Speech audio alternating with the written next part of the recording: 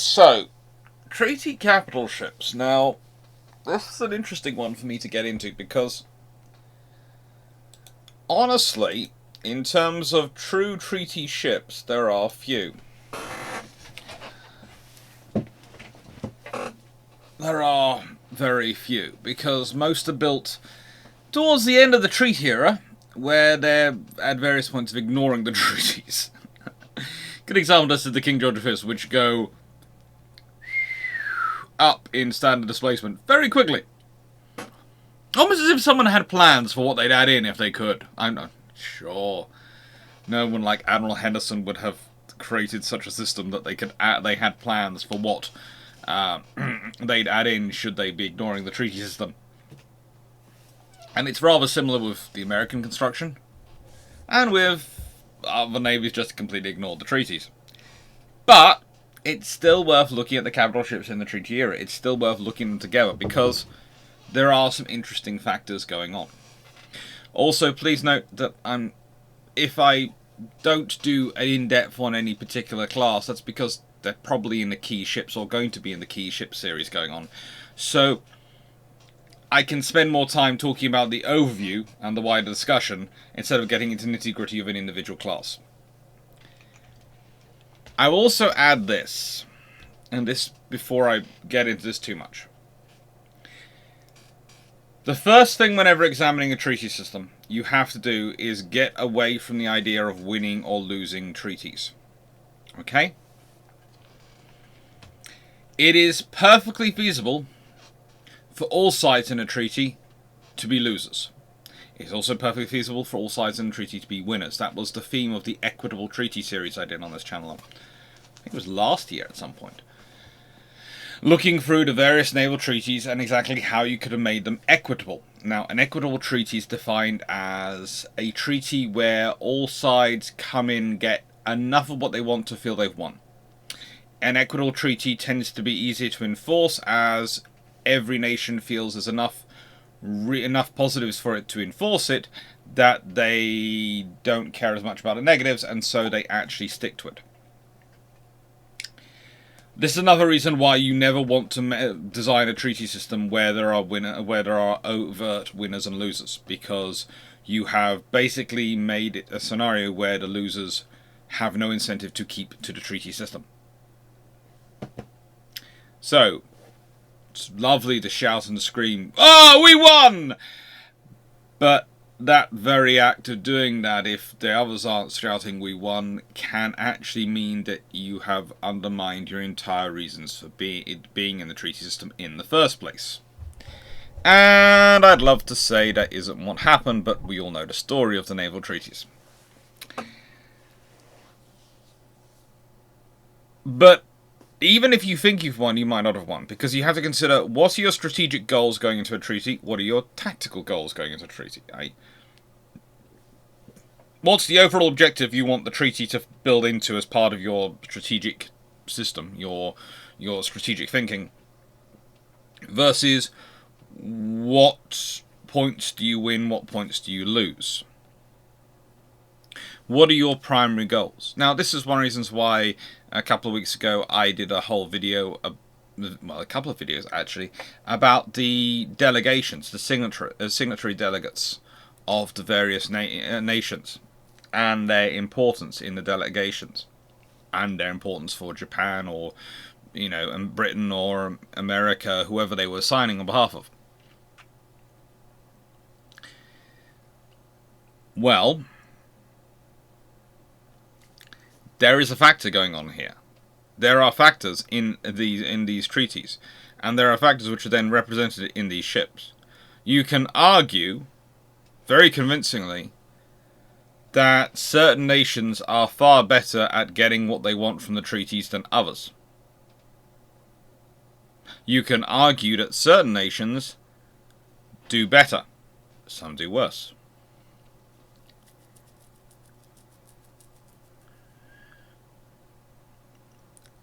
You can also convincingly put forward the case. Some nations are better at the PR than others, and some nations want it to be more perceived as a victory than others. But the fact is, and this is a truth with all treaties and all negotiations, what was a win for one nation is not necessarily a win for another nation. What the one nation wants out of a treaty is not necessarily the same as what another nation wants out of the treaty. So therefore, if both get what they want, both could be said to be winning. But if neither gets what they want, both are losing.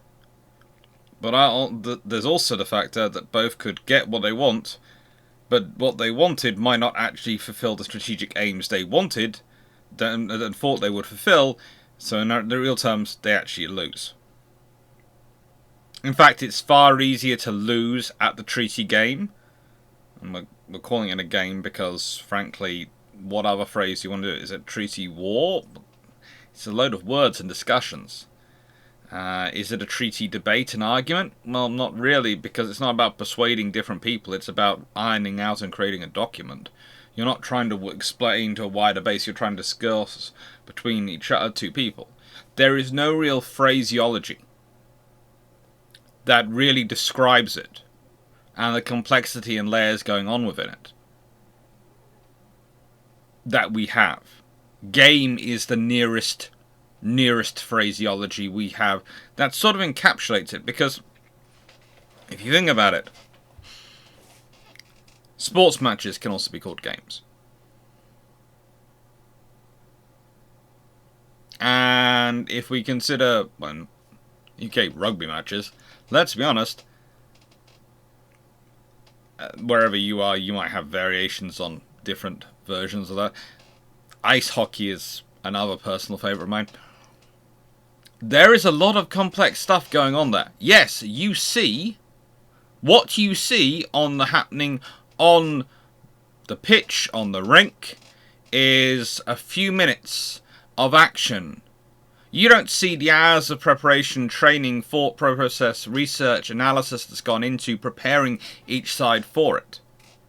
You just see those few minutes. And it's the same with treaties. You see what happens as a result of the negotiations.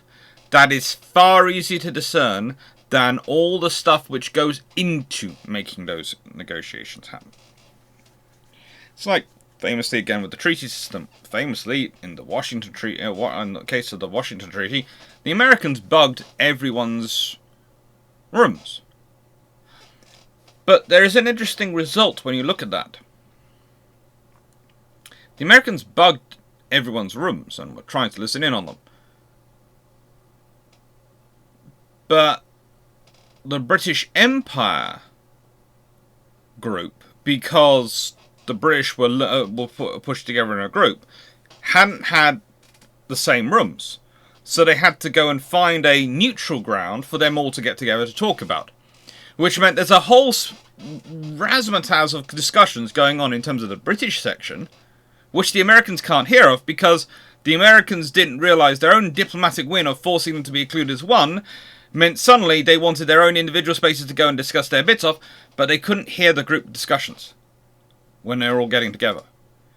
Because they were getting together in neutral ground, because that's how they'd organised it.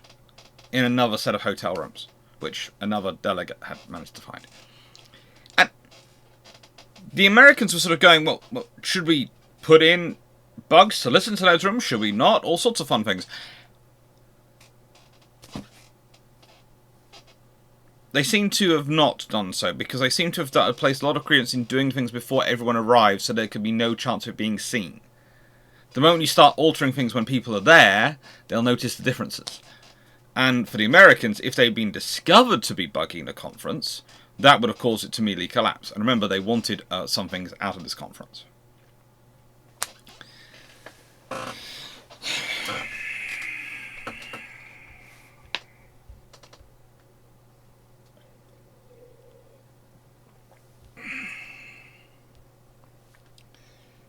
Colorado and Nagata classes. They're what's being built at this point. In terms of they're entering service, but there are more numbers of their ships actually being constructed. Maryland has ended service by this point. Colorado hasn't.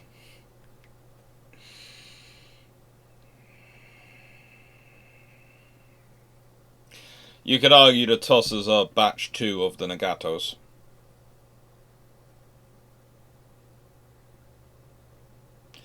But the fact is, these ships are all being built. And this is the reality. When someone says, oh, well, it's the Washington Treaty is to solve and stop a naval race which was going on. There wasn't a naval race going on. There was, on paper, a theoretical potential of a race going on, but it wasn't actually one going on at this point. Does that matter, though?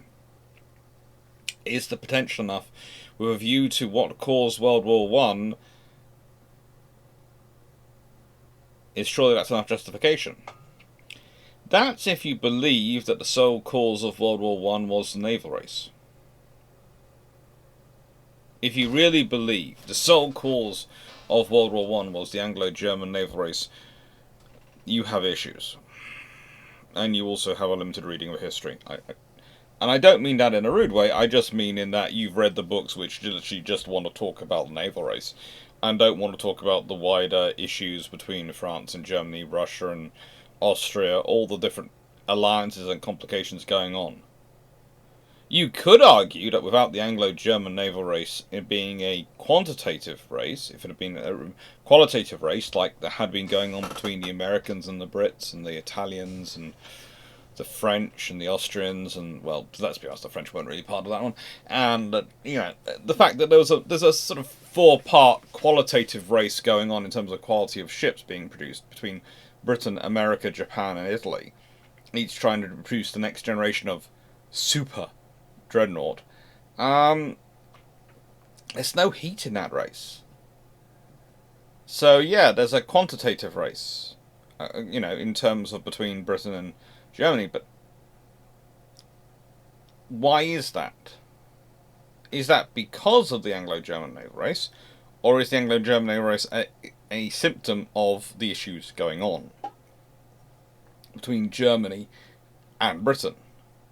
And you could argue that Germany's idea that it was the coming power, and it was going to be the next one to take over the world and run the world like Britain was running the world, and that Britain should just jolly well get out of the way and understand that they weren't, that Germany was a new power, Germany was going to rule the world, was probably more the problem than the actual naval race, and the people who had that opinion.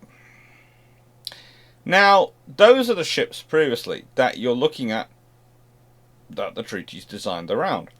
The trouble is, very carefully, I'm just talking about the American and Japanese vessels, because the British vessel is a problem.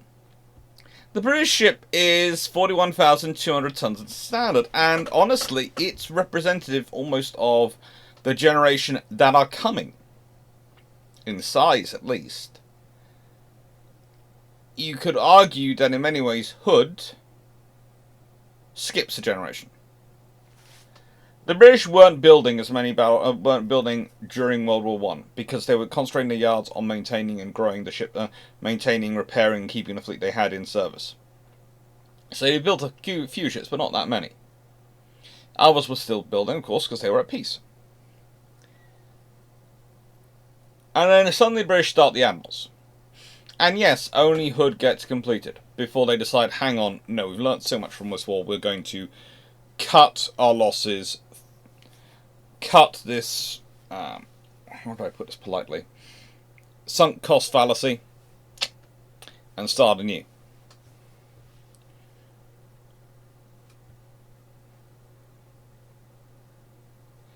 Well, 41,200 tons is massive compared to the treaty limit.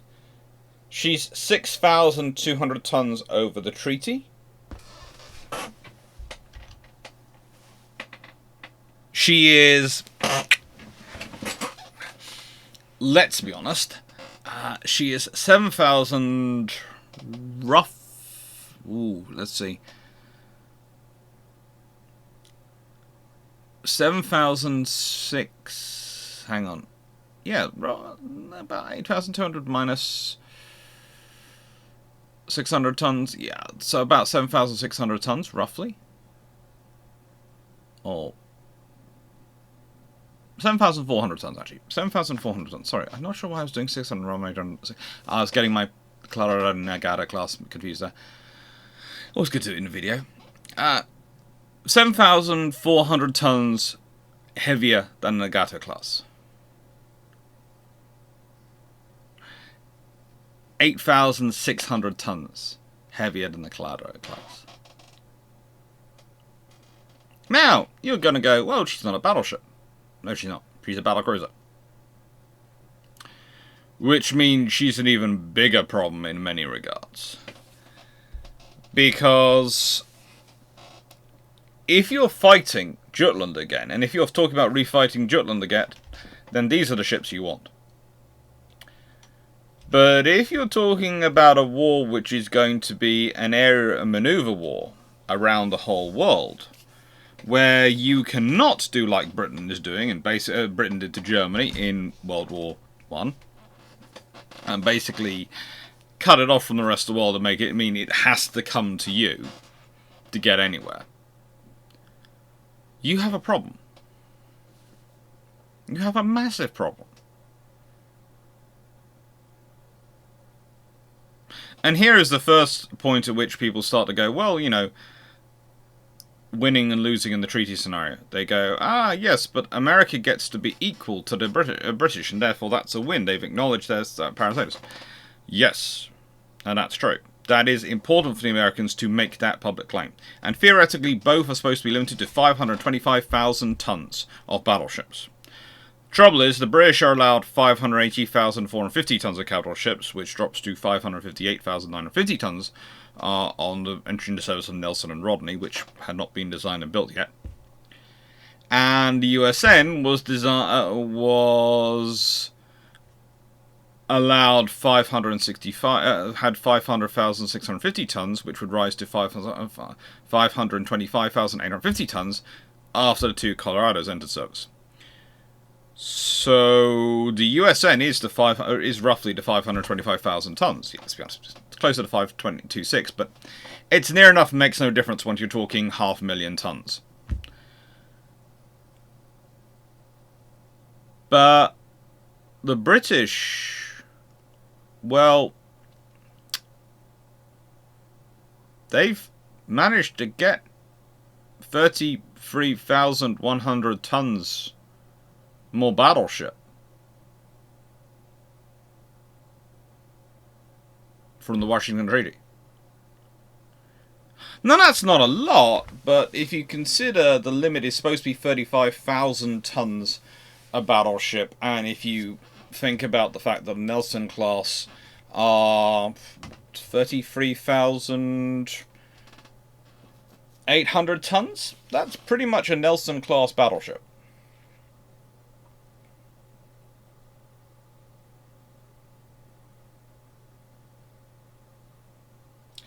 So what's going on here?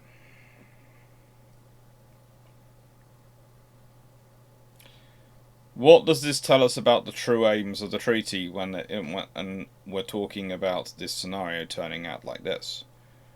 Well, the first thing I'd like to get out before we discuss these ships is that the naval race fears are a bit more of a smokescreen than a reality. It's like when people talk about an Anglo-American conflict in the 1920s. Okay. Why though? Well, they're both building ships again. No, they've been building ships in a nice way. The British and Americans have been building ships in qualitative competition for about 30 years by the 1920s. At no point has anyone suggested there was going to be a war.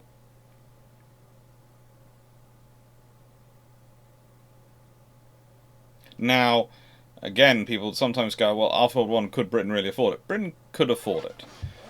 There is the British Historical Statistics book I have up there, which is the Cambridge Mitchell's book from Cambridge University Press, which will basically tell you the costs of the G-freeze, N-freeze, and other things we're going to get into.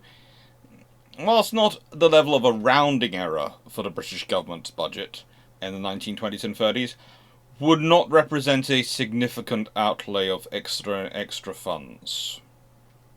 They're already spending a huge amount of money those battleships wouldn't hurt. And also, let's be honest, if they're spending money on battleships, they might have to spend less on employment fees, because they'll be paying for people. So, what is going on here? If the treaty is not about a naval race, what is it about? Well, it is about some countries wanting to cut spending. Now, I have this feeling that Wilson really did want a naval, did want, to bring about peace. He had his 14 points and various other things, and his League of Nations, which the US never joined, and all sorts of other ideas to try and bring about a peaceful world. And I can see having some controls over defense procurement to stop anyone producing too much firepower and destabilizing the world by suddenly growing up in power. Yeah, that all has a virtue. But in reality, there are a lot of countries involved who don't want to spend money.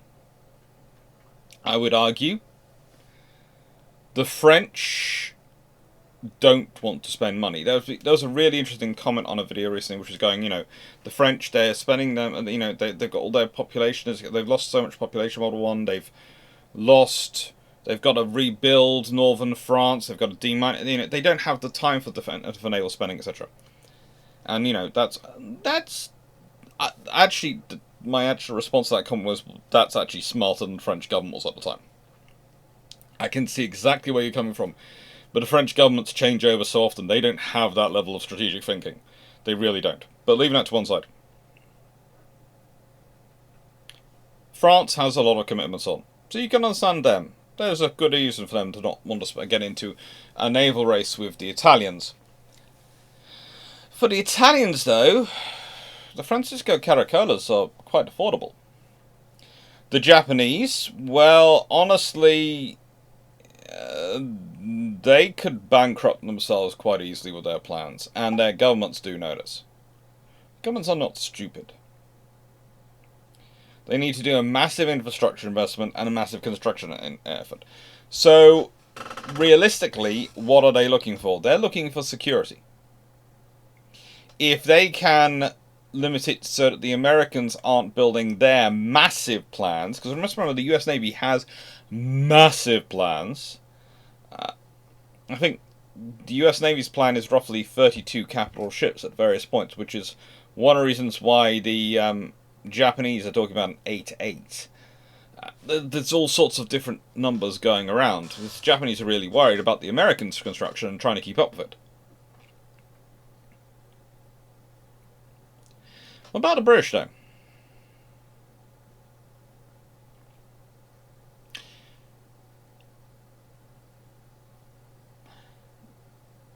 The British have a fundamental understanding that whatever treaty is agreed, they will build up to the maximum of it. And they don't expect anyone else to. Why? Because they don't think the Americans want to spend the money. And they don't think anyone else can afford to. Britain's in a unique scenario where, whilst they have, and you cannot pretend they haven't been economically damaged by World War I. Every country is involved in World War I is economically damaged to an extent by World War I. But Britain is less damaged than a lot of others. Please bear with me. For much of World War I, they were the key weapon, and for pretty much the whole of World War I, they were the key arms supplier. There is a really interesting scenario where you look at it, where in Britain in World War I is kind of like America in World War II. There isn't the aerial bombing going on. So, yes, whilst they have a large population fighting off over in parts of the world, and they are sending people to the Somme and all these things, and they are losing lots of people, the British are also getting a lot of money coming in during World War I, because they're supplying everyone with the weapons on their side. They are not being attacked. So they're able to invest that money, and their economy, they can come out of World War I in a fairly decent position. They do. World War II, devastation. But even then, it's more a case of building on the depression of the 1920s, the belated rearmament in the 1930s and what that had to cause happen into British infrastructure and British factories, especially, and British construction industry. And then World War II and the devastation of the bombing campaigns, etc. That's what caused us to look back and go, oh, Britain must have been financially broke at this point. It's not. But also that's a bit of a cover-up by the British whole national identity thing, because there's also a vein of various political spectrums in Europe who like to go with the idea, well, America's only strong because they got to go through World War II and they weren't touched, and therefore because we were devastated, that's why America rose. I don't agree with those people. Please note that no. But the point is, usually they use the devastation of World War I and World War II, and British have to go, yes, we were devastated by World War I. We had a few towns bombarded by the Germans. Shh! There were Zeppelin raids! It's not the same thing. There were people lost, and please, I do not ever diminish the value of lives lost. But, in terms of actual impact, World War I was nowhere near as damaging to Britain economically as it was to the rest of Europe. Nowhere near. In fact, you could also argue in some ways that Britain actually economically did quite well out of World War I. So, what's lost? For the British, the big loss is probably not the N freeze, it's probably the G freeze. Why were the G freeze a big loss? Because the British were looking at a global manoeuvre war. There's a reason why the British lurched from battlecruiser design to battlecruiser design under construction. It's not because they're looking at they need to reinforce their battle fleet and they're worried about their battle fleet being scared of these big ships which others are building. They're not really bothered by that. Mainly because the British are looking at any future conflict going, well, they're not going to be fighting Germany. Germany's right next door to them, which means inevitably they're going to be fighting a war of manoeuvre. So having a slow, lumbering battle fleet really doesn't help. And in the 1920s, you are still at a tech point where you can either get fast, and in which case it's going to be towards the battlecruiser end of the capital ship spectrum, or you can get battle line, which means it's going to walk towards the dreadnought end of the capital ship spectrum, but it's not going to be fast. And you need a certain level of strategic speed, which is why the British go from the admirals to the G freeze. It's searching for having that strategic maneuverability, the ability to position their ships where they need to in the world and go, oh, we've got some capital ships there. You haven't. Oh, I'm so sorry. What happened? Oh, you've lost all your merchant fleet there. Oh, so terribly sorry to hear that. Please accept my apologies and the bill. The bill is if you want your merchant fleet back.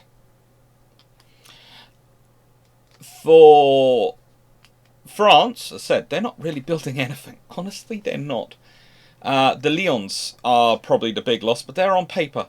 And they were a pre-World War I design that had been updated, but yeah, pretty much it's the Normandies they lose, and frankly, the Normandies are not worth worrying about, because they managed to let so many different people back around them. I would argue the Tosas and the Magis are the big loss for the Japanese. They would have been very useful ships, and they were actually under construction. They could have afforded those. Whether the next generation after that they could have afforded is a completely different matter, but the Tosas and Magis could have been built. I would say the biggest loss for the world in terms of moving forward some of the thinking would be in the Francisco Caracolas. Honestly, if they'd been built, that probably brings about the fast battleship a good 15, 20 years earlier in terms of its true evolution. And more than likely brings around a whole new building. I honestly have this view that everything we talk about being constructed, on paper being constructed, and is planned for being constructed, and what will come, will change dramatically the moment a Francisco Caracola class enters service. Because whilst everyone's talking about it on paper and talking about its capabilities on paper, there's a very different reaction to something which has been launched and is on paper viable to versus something actually in service and steaming around the Mediterranean. One is we will acknowledge that potential threat. The other one is frigate. How do we counter that? They were said they were going to have these abilities. Yes, but no one believed them. They're the Italians. But they've done this repeatedly. I know, and every time they surprise us. How do they do it every time? Because they have such a small industry base. All of us looked at it and go, how can they possibly build this? Yes, but they're a cottage industry. They treat their battleships like they treat their supercars. Admittedly, this is a few years before supercars, but there are a few things interesting vehicle manufacturers going around at this point. The Italians are that. Okay? The Italians will not build many of their ships, but the ships they do build will be supremely crafted to be really, really frigging annoying. Because it might only work on Sundays, but that means that you have to be sure you're available to deal with it on Sunday. And if it works on Monday, Tuesday, Wednesday, Thursday, and Friday and Saturday as well. Just happens. What was the loss for the Americans? Well, normally at this point, we'd talk about the South Dakotas. We'd talk about them. We'd go, yeah, those were lost. But I don't actually necessarily see the South Dakotas as being that revolutionary for the US Navy in terms of their battle line, in terms of a Pacific War. And that's what the British and the Japanese and everyone else was actually thinking about. The potential for conflict in the Pacific. Europe had just been pasted. The Mediterranean was mostly full of British allies, i.e. the French and the Italians.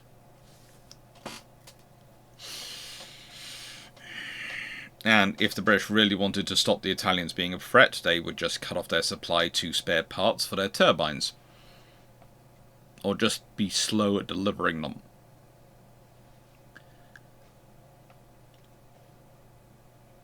But Japan, the Far East, the drive for new territories, the avarice which has already been going on out there, these were a heady mixture which was worrying quite a few people. So, at which point, Lexington-class battlecruiser, for all its many faults and many issues, it's a fairly decent battlecruiser from the extreme battlecruiser end of the capital ship spectrum, in terms of its ability to hunt down cruisers and sail around a wide area of ocean causing nuisance. It's good. And losing it means the Americans lose that as a capability. And they spend a lot of time trying to rebuild that kind of capability in their 8-inch cruisers, which is why those end up quite such glass-jawed vessels, especially some of the early ones. Again, there's a whole series on this channel of the US Treaty cruisers. Now, these are the ships according to Article 20 of the Washington Treaty that were to be kept. And this gives you an idea of the tonnage, but also an idea of what the different focuses are. For Britain, Tiger is there. Renown, Repulse are there. Hood is there. And interesting enough, what they have is they have Hood, Renown, Repulse, Tiger. And then they have listed Thunderer, King George V, Ajax, and Centurion. Now, all those four are to be scrapped when the new ships enter service. So, the Royal Navy has just exchanged 4 13.5-inch gunships, older ones, for 2 brand new battleships. and everyone else is stopping their construction. Or rather, they're only completing their construction. Britain gets to design and build brand new ships. All their experience, all their knowledge goes in there. Everyone else is able to complete. For example, the Americans are allowed to complete 2 more Colorados. That's already design's already in construction. So the thing is, the Americans get to complete their ships, and the British get to complete ships which are top trumps to it. They get to look at the Americans and go, we can design a ship specifically stronger and more capable than that vessel, if we wanted to. Again, treaty negotiations are fun, but let's go through the wider context we have going on. Italy, no Francisco Caracoles. But the Italian total tonnage is 182,800 tons. And that's spread over 10 ships. With Roma and Napoli and Vittorio Emanuele and Regina Elena, those lovely pre-dreadnought interesting vessels, being included in their tonnage. What's worse is that for France, they can claim 221,000 tons. And again, remember, these are nations which are supposed to be able to have roughly 210,000. So they're supposed to be having roughly that many. Bretagne, Lorraine, Provence, Paris, France, Jean Bart, Colbert, Condorcet, Dirdot, and Voltaire. Again, they have some interesting ships in there. But both France and Italy are allowed to lay down vessels in 1927, 1929, 1931 to replace those other ships. So Britain's allowed to build 2 brand new ships to replace their older ships. The Americans are allowed to complete 2 of their ships.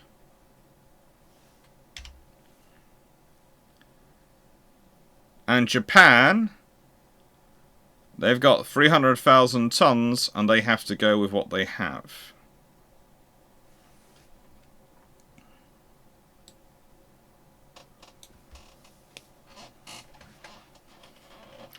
Now, we can argue here that in terms of winners and losers, if we're looking through this, in terms of the treaty negotiations, Japan's a loser. They're not able to complete any of their new ships they've got under construction. They're not allowed to build brand new ships, and they're not allowed to do early replacements either. The French and the Italians have both got promises of early replacements. They don't actually go through with it, but they have that as an option. It's an interesting thing to think about. They have it as an option.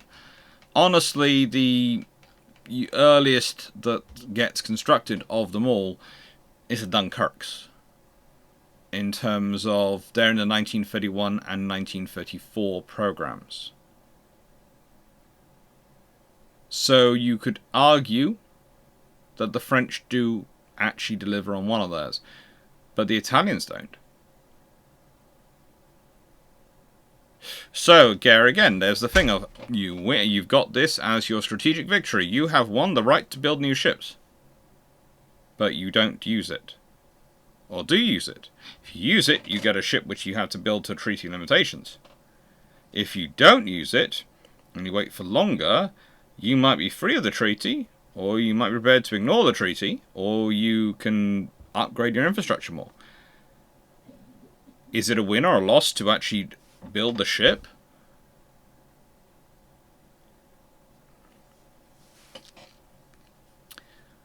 Once you start looking through this, the British are sacrificing 4 old ships to gain 2 brand new ones. The Americans are completing 2, but in return they have to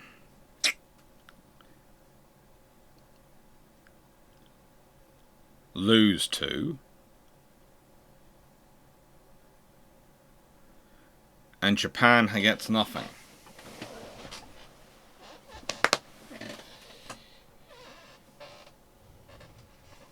There is definitely a initial loser,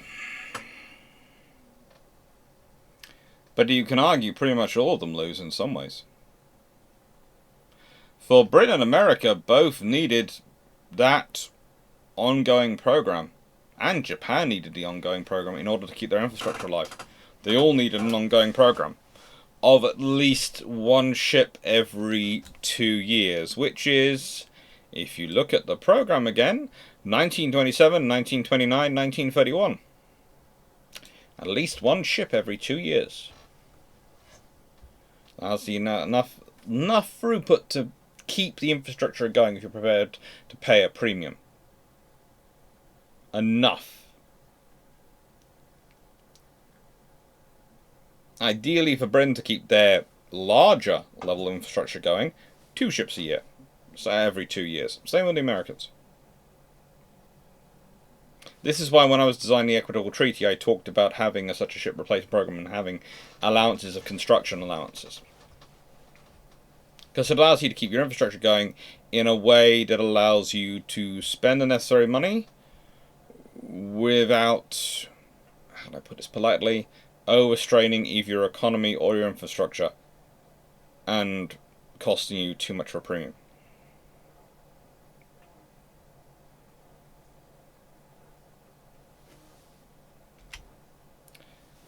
So let's consider the first generation of the treaty construction. Well, they're 33,800 tons. Interesting thing to think about here. If we go back to these vessels, they are exactly the same weight in standard as Nagato class. Exactly the same as Nagatos. They have 9 16-inch guns. Okay. The others there had 8. They're ordered December 1922. They're laid down December 1922. Launched 1925 and commissioned 1927. The Royal Navy very publicly slow walks their construction. It also spreads out cost. So again, it's great. No one cares about it, but it spreads out. It's, again, an option which governments have. They can spread out cost. But the British government are paying a premium the whole way through. There's an interesting thing is that when you're talking about the amount of money going towards the construction of these ships, or if you're talking about the amount of money being given to the constructors of the ships, there is a difference between those 2 points. In the nicest way, it's kind of like with the county-class cruisers. That 4-inch armor plate doesn't appear from nowhere. Neither does a lot of the other systems which are going on and then suddenly turn out to be magically available in World War II. Private companies do not keep infrastructure and facilities going for nothing. If the facility is not generating a profit, it will close down. So as a government, you have to be very clever in how you provide that profit. In a way that the Chancellor Exchequer is not unhappy, in a way the taxpayers are not unhappy, and in a way, in the nicest way, that you do not make a massive scandal that maybe makes people realise just quite how much the British are doing to try and maintain their infrastructure. So this is the first generation of ships. So in realistic terms, when we are talking about British industry going down, we're talking about the gap between 1925 and 1937. I.e. between when Rodney Nelson were launched and when the King George V's are laid down. Now, during that time period, there is a lot of work done on various ships. Various Royal Navy battleships going for modernization programs, some incredibly extensive. And again, that's all about keeping yards going, facilities and capabilities going. Do you need a battleship at the moment, or could you pay for it to have a very extensive rebuild?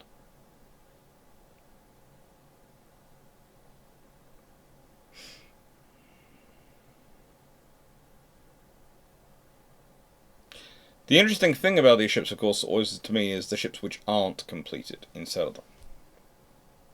Because you have this battleship design where the British go for a 16-inch gun ship because everyone else has 16-inch gun ships to show they have ships which are of the same level and status as the others. But if you drop that down to 15-inch 50s instead of the 16-inch guns, which is another option being considered at the time, and you use the extra 1,200 tons plus whatever tonnage you save in terms of putting 15-inch guns rather than 16-inch guns in there, probably about another 1,000 tons. So you probably have about 2,200 tons, roughly. Across the 9 guns and the turret mechanisms and everything, you probably end up saving about 1,000 tons overall and shell weight for carrying the same number of shells. If you put that weight into these ships being faster, that would have given Britain a more strategic mobility. However, the thing is, Britain had Hood, Renown, Repulse, and Tiger when they were ordering these ships. They have 4 ships for the strategic mobility and maneuvering around the world, and the US has none. Okay, Japan has the Congos. Alright. Which theoretically Renown and Repulse can match in up against, and Hood should be able to smack, basically. So Britain now suddenly, Britain goes from, when it's building the G3s, etc., and admirals, needing strategic mobility of its ships and fast-moving ships to be able to outmatch other people, but it's now, thanks to the treaty, won that. So what does it need now? It needs a strong battle line. This is mainly to keep the enemy forces focused in so that they don't spread out to go hunting those ships. I.e., if the Royal Navy is a strong battle line, you have to concentrate your force to fight the Royal Navy's force, and while you're concentrating, their fast ships can go off and do all sorts of nasty things to you. Because you have a choice, either be dispersed to counter them, and therefore risk getting caught 1 or 2 by the entire Royal Navy battle line and smashed up, or keep yourself concentrated so you can match the Royal Navy battle line, but then you can't deal with the dispersed threats.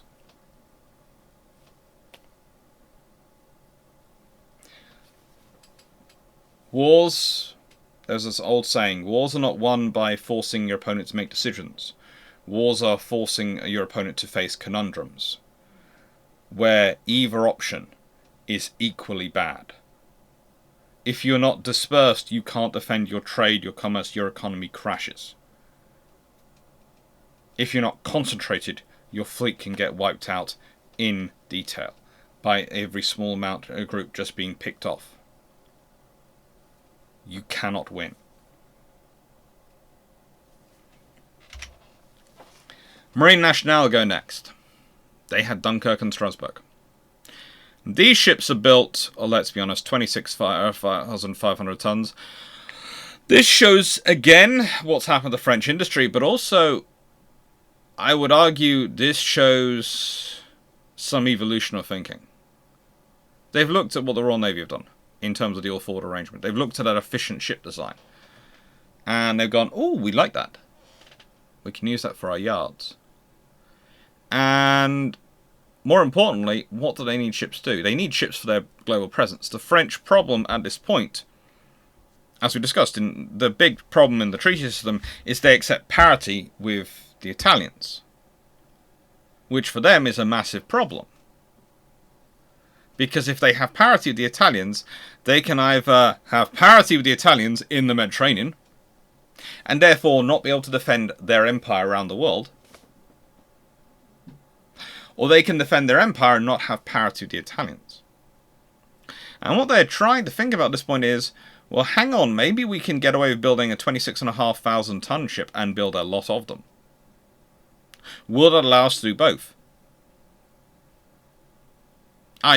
Will this ship, if we have enough of them, so we have a numerical superiority, provide us with enough capability to take on enough treaty standard ships that we do not suffer if we have some of our numbers off elsewhere?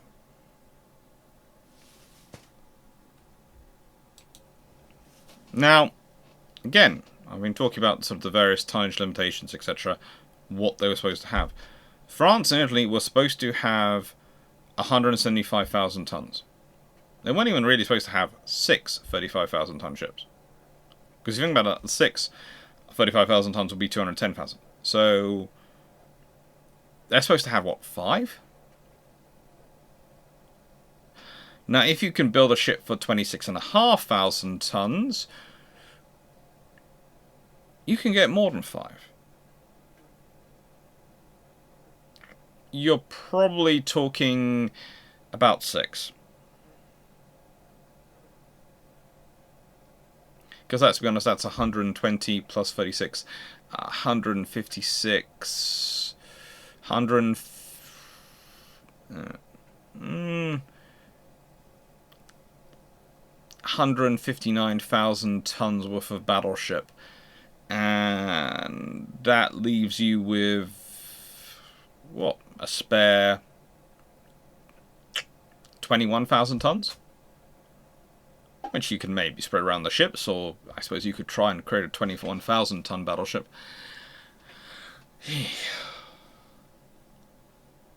The thing is, they're a nice idea. They are a nice idea. The trouble is, if you're going to do this, your opponent needs to cooperate by keeping to the treaties. They really do. They need to really, really agree with you and keep to the treaties. Unfortunately, the Italians went for the Littorios. Which, in the nicest way, that's breakfast. In fact, that's the aperitif for breakfast for a Littorio.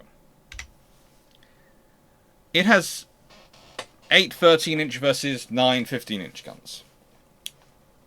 But there's also the fact that the Littorios are 40,000 tons, well, nearly 41,000 tons in standard. So they are 6,000 tons overweight, i.e. the displacement of a light cruiser.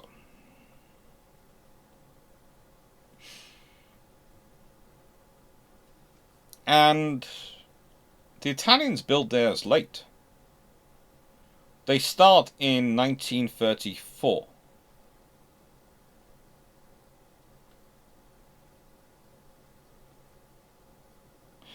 But at one point, they have 4 brand new battleships under construction, whilst they're modernizing their existing battleships. Please note, this is why when we say that it's not the German fleet that is the most powerful of the early war Axis fleets. This is why we're talking, why we say the Italians. It's the infrastructure and the fact they can build this.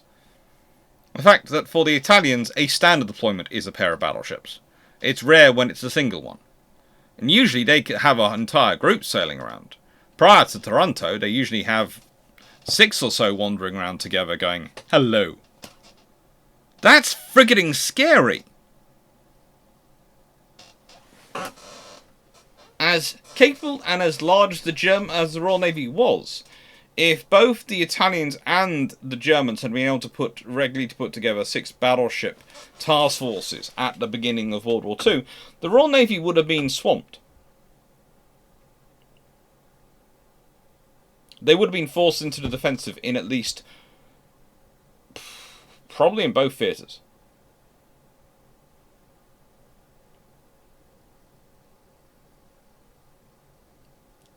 Until all the King George V's and all the Lions entered service. If the Italians and Germans managed to get to that level before without the British responding.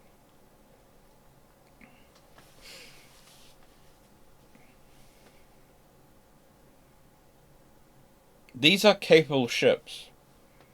They're also completely ignoring the treaty system. Why? Because, again, the treaty doesn't work for Italy at this point.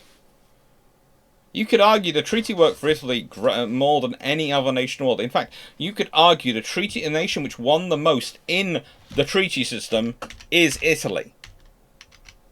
Good example here. They lose the Francisco Caracolas, which would have been absolutely world-setting-on-fire designs. Yes.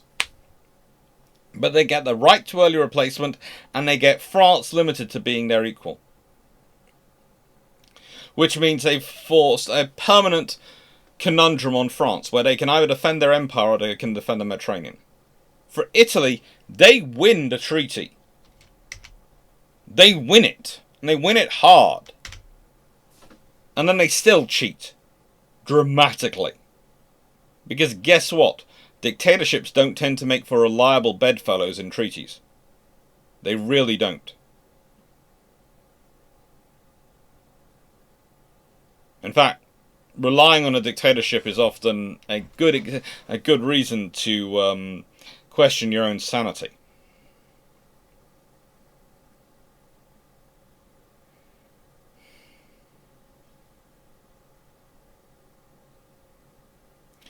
I'd always say there is part of me which looks at this design and thinks it's a bit unfinished.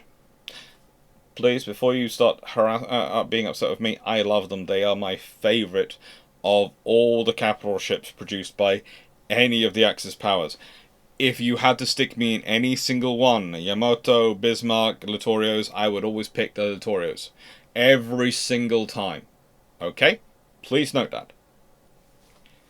They are the most efficient design and the most sensible design. But, honestly, I think if I was going to cheat that much, I'd have made them a 12 15-inch gunship.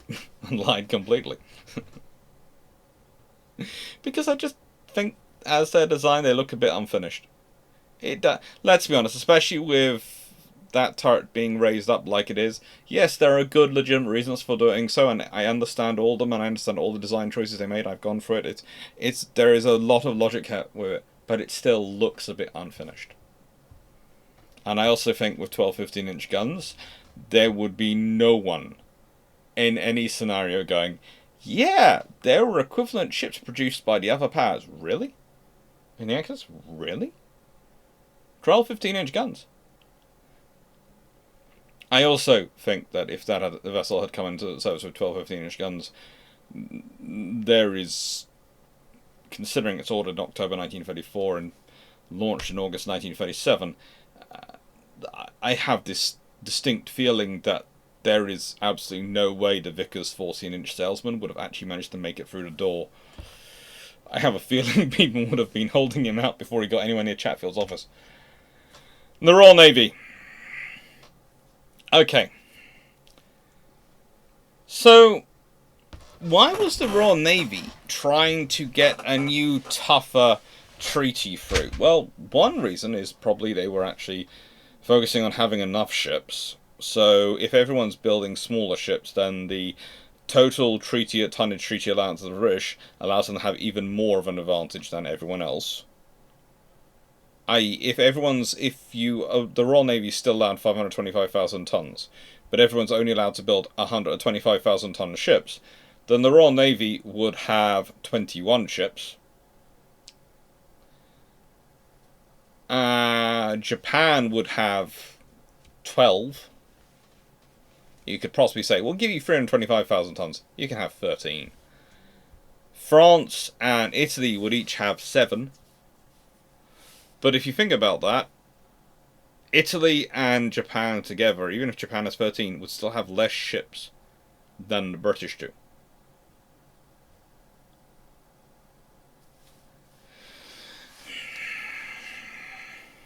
That's helpful. That is helpful. But realistically, it's also because the British politicians, they wanted to avoid a war. And the 14-inch guns are another example of them trying to, especially with Chatfield support, trying to make the world as peaceful as possible for as long as possible. I was once told by one of my dad's friends And for those who don't know, my dad was a naval architect, a very, very good one, who died a few years ago, but he did his apprenticeship in the 1950s. He was a young boy wandering around Liverpool in World War II, getting a bit too close to bomb sites and also other interesting things. Anyway, leaving that to one side, he apprenticed, and most of his friends did apprentice with the generation who, of course, built for World War II. And one of his friends once turned around to me, because we were talking about these ships, and said they were the warm-ups. And that was a really interesting thing for me to think about. But I wish I'd asked him more detail about that. More about that. But the more I thought over it in years, I've come to this idea that maybe the King George V really were the warm-ups. They were designed and they were being built with the idea that we're building battleships which will allow us to helpfully get to our larger number of ships which we were aiming for. Again, there is the lovely if you go to the community section of this page, you will find the whole Matthew Wright's picture, slides and images, which are in one of the community posts, which I also put a link to his Twitter profile for you to go see. And as you can see, the Royal Navy is looking to grow its numbers kind of dramatically.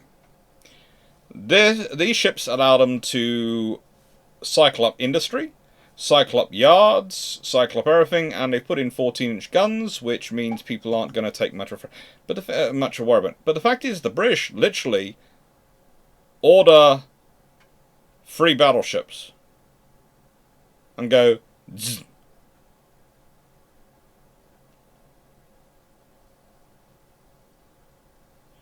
You could argue Anson and Howe waited a little bit of a time, but they have not that much.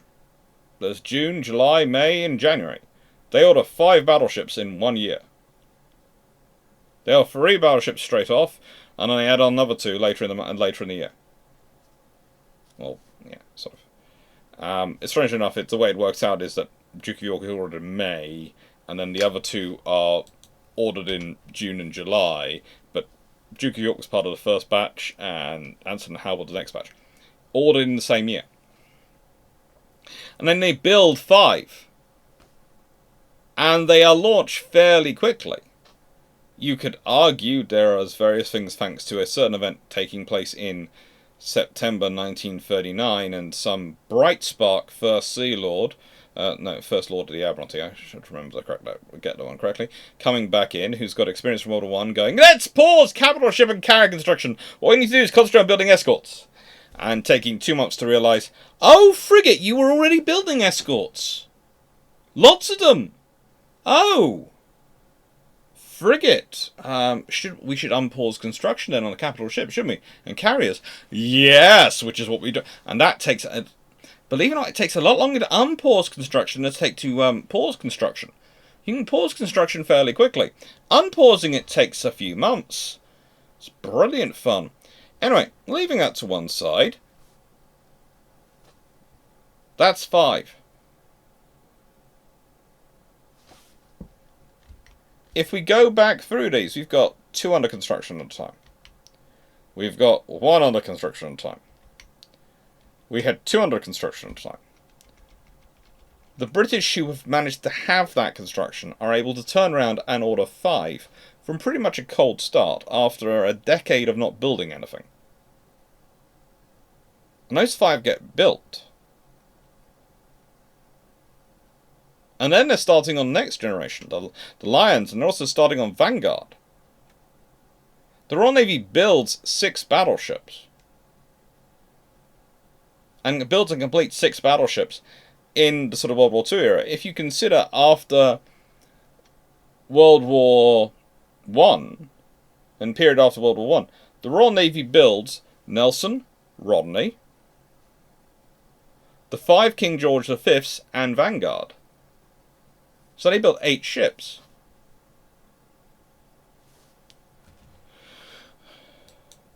The only nation which actually builds more is the Americans, who build 10. Now, admittedly, if you go back and include the Colorados and Hood, it then adds in more, but since the end of World War One, etc. But if you don't include those, because they're part of World War One generation, if you include just the post-treaty ships, the British build 8. The Americans build 10.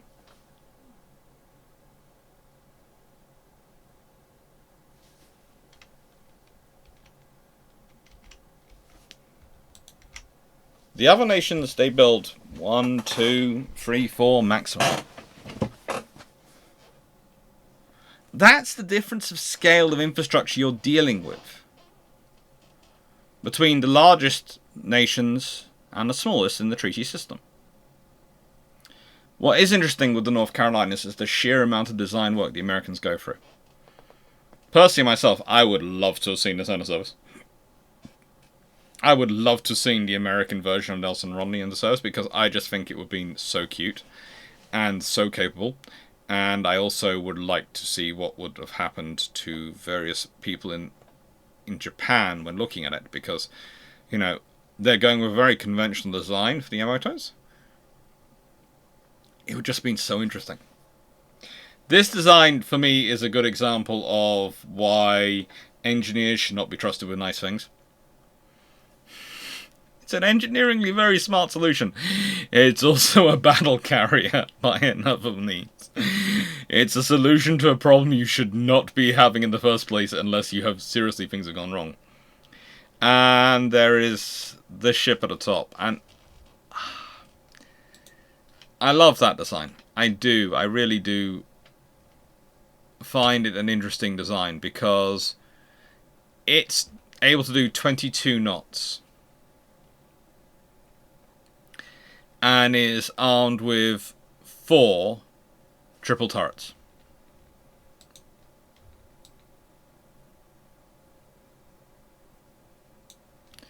Four triple 14-inch guns. And again, that's part of me which would have liked to see that in the service, because I can imagine the rate of fire, etc., and that would have been absolutely amazing. But one of the interesting things is you go for all these designs, they're designed under the treaty limits. They are 14-inch guns. The moment the treaties start to fall apart, 37. Interesting point to consider here. These are sort of started at the beginning of 37. So you've got 3 under construction already in the beginning of 37, when the treaty is still, to an extent, being hoped to be held to. And these start construction post the treaty falling apart. Most definitely post in the case of Washington. They're 16-inch guns, and they're bigger. And I love them. I think the North Carolinas are some of the most forgotten ships of World War II. They do so many things, yet you talk to people about American battleships of World War II, they'll start talking about Iowas. They might talk about the South Dakotas. But really, as a class, they should be talking about North Carolinas, because they are what set the process in for everything else.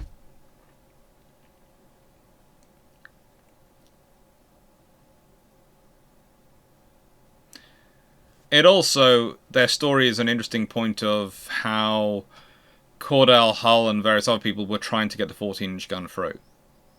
There are lots of people trying to push for the 14-inch gun being the ceiling for battleship design.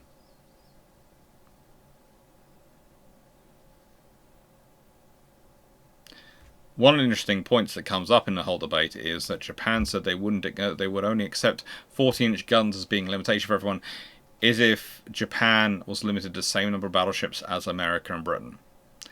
That was never going to happen, because again, the problem for Japan is that they don't have the same strategic needs as Britain and America in terms of the number of ships. You could argue America doesn't have the same strategic needs as Britain for ships, which is why there is a real limitation for Britain when they have the same parity numbers as Americans.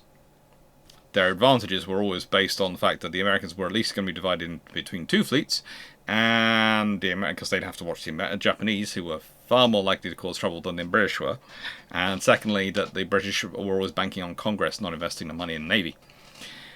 But, which is why Britain is not in a similar scenario with America as France is with Italy.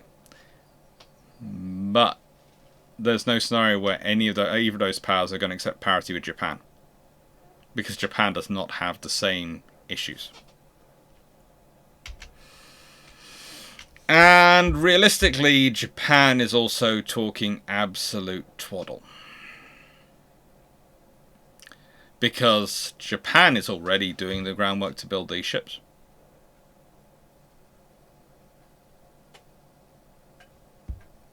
And there is all sorts of debate about the Yamato class. And again, you will find videos in the Key Ships channel, Key Ships series on this channel, and various other videos. And there's even one, I think, on Nelson and Rodney, specifically, about what they get up to and what what all these ships are sort of designed for in individual purposes. But the fact is,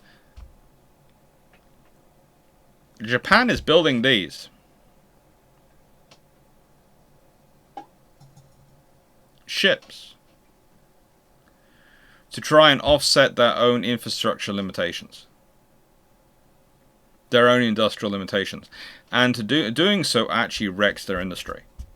Doing so means they don't get to do anything else while they're building them. There is a huge gap in Japanese construction, a huge gap, and it's these two ships. They are an absolute black hole of a project.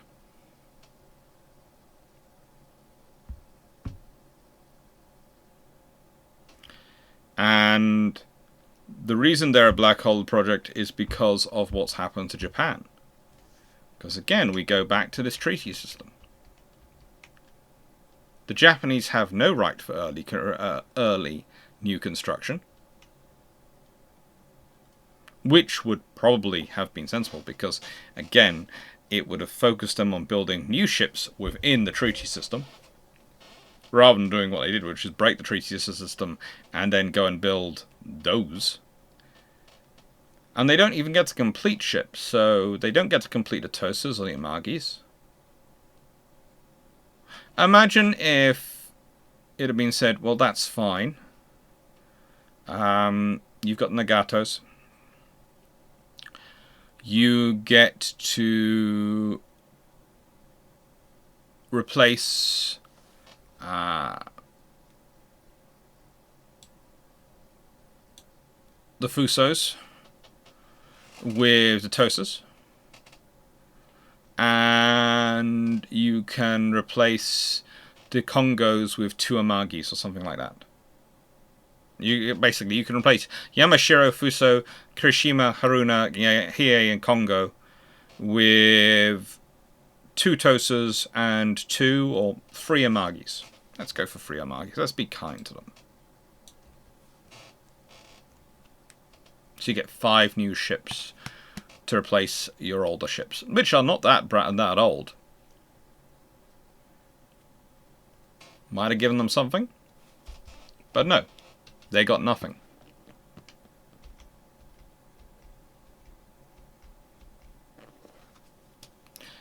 And then they did this to themselves. They went from building nothing of the scale and scope and size out of a battleship, not even a treaty limited battleship, to trying to build building the world's largest battleships. And yes, they succeeded it, but at what cost?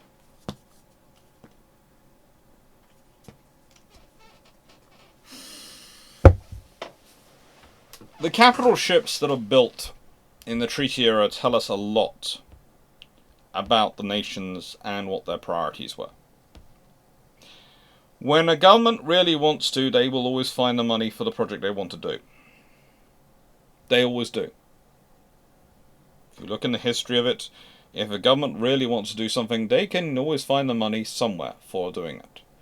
So this is one of the reasons why I do not take... It's within reason, okay? Within reason. There are massive projects, if someone wanted to build a bridge from the Earth to the Moon, I don't think any government's going to find the money for that at the current time, and current technological level, those sort of things. But, yeah, there is, within reason, governments can always find the money for the projects they want to do.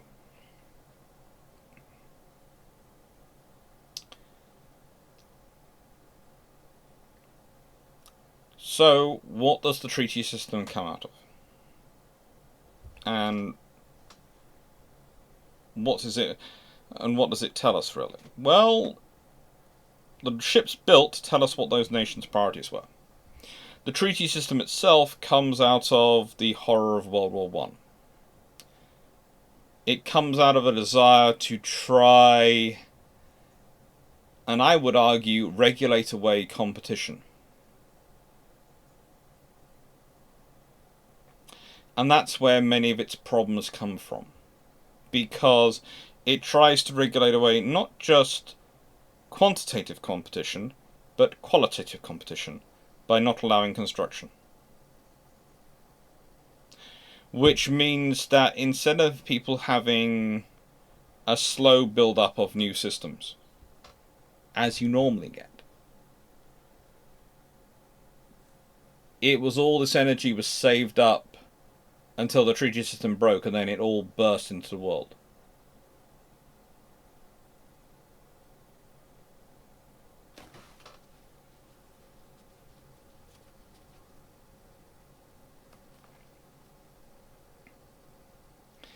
That's not a good scenario. It's really not a good scenario.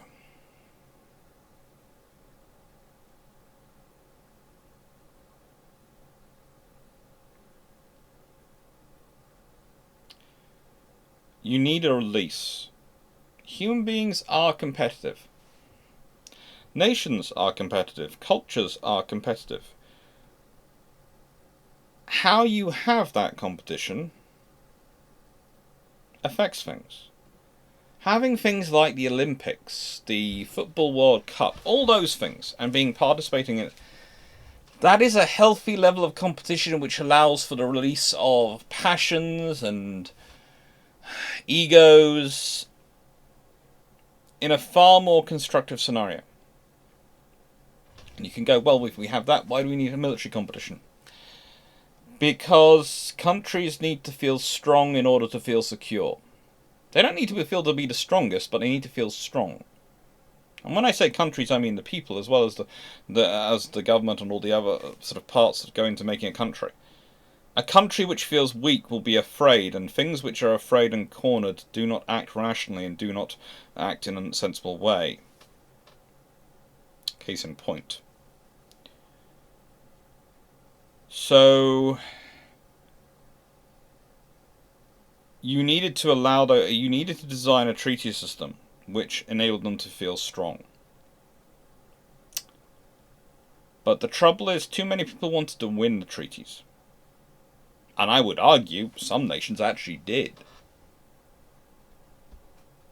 It's very difficult, despite the great loss to the world of the Francisco Caracola class, that I will never not be lamenting. Never not be lamenting. For anyone to say the Italians did not win the treaty system. They really came out rocking. They got all their strategic aims of basically forcing France over a crucible, and they also got the right to build new ships earlier if they wished to. It's just brilliant.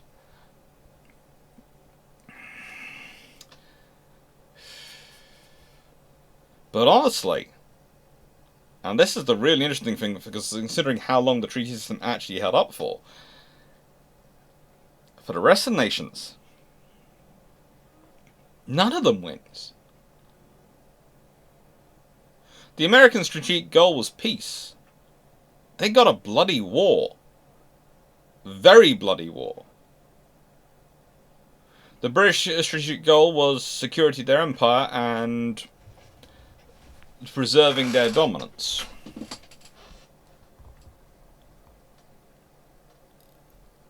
They preserved their empire as they were decolonizing it, but that was part of their plans anyway. But let's be honest, they didn't preserve their dominance, because once, even in name only, and even though realistically and in reality it's not happening, the moment you accept parity, you are suddenly first amongst equals. Of two, but you're still equals.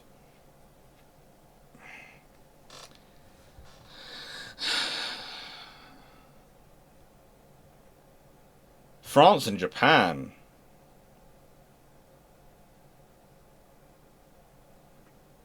Well, Japan is always afraid from this point onwards.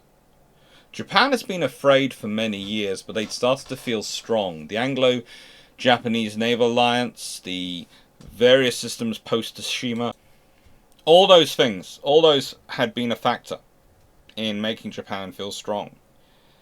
But now, as time went on, when the America's allowed to finish the Colorados, get two of them, when Britain's allowed to build Nelson and Rodney,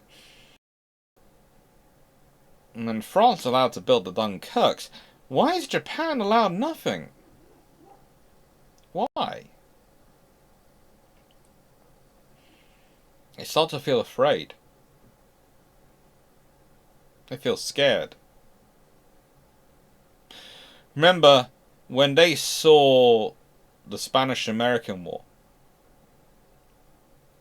they saw a war where a small nation got defenestrated by a larger nation. They themselves had been repeatedly, you could argue, tormented by the various powers, especially the Americans. But the British had mainly allowed the Americans to do it so they could look like the nice guys. So, let's be honest, the British were not exactly innocent in that scenario, and neither were any of the other powers. Yes, the Japanese are in China and Korea are doing horrendous things. But to them, they see that as just what the strong do to the weak. That's what they see it as.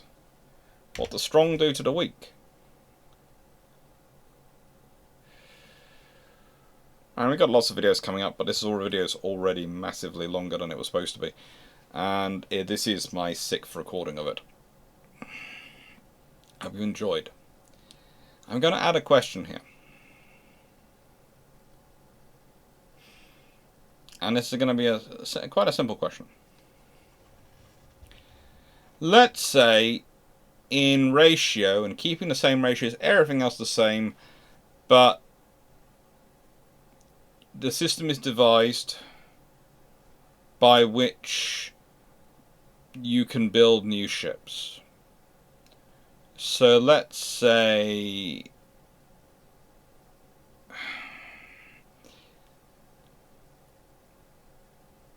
the British and the Americans are allowed to build 5 ships in any 5-year period. The Japanese, 3 ships in any 5-year period. And the French and Italians, 2 ships in any 5-year period. For the lifetime of the treaty. Do you think that would have made it more peaceful and more likely to succeed? Do you think the treaty system would have held up more if that had been the case? If not, why not? If so, why so? Thank you very much for watching. Hope you enjoyed. Take care. Ooh, came back. Gone. Thank you.